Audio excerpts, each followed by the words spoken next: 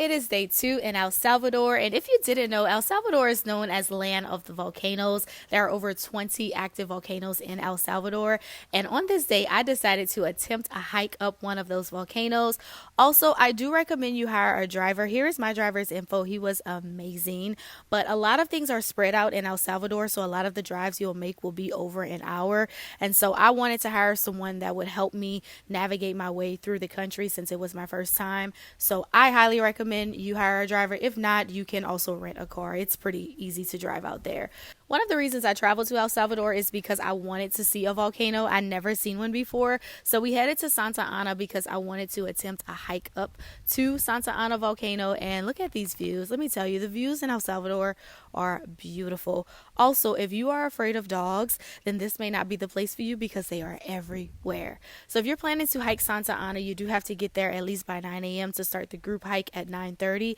And listen, things were going fine, but the altitude is really high and it started to affect me in ways that kind of shocked me. And I also got really nervous because I am solo. So if something happens to me, there's not anyone there to take care of me. So I made it to the first part of the hike, but I could not continue on. So I had to go back down because I just felt like I couldn't breathe.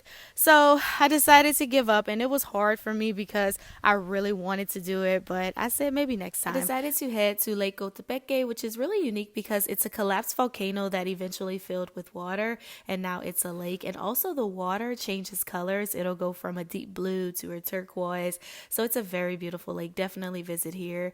So then I had lunch at La Octava Maravilla, which there are a ton of restaurants on the lake, so you will find plenty of food options. You also can take a ride on the lake. I rented this boat for $30, and the ride was roughly like 45 minutes, and it was so beautiful and so peaceful as well.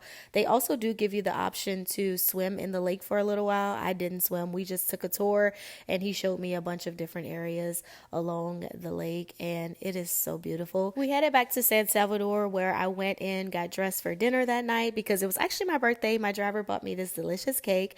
I had dinner at Bruto, which came highly recommended. If you are looking for a fine dining experience, then Bruto is the place to go. They have a lovely rooftop area, and the menu is full of so many great options.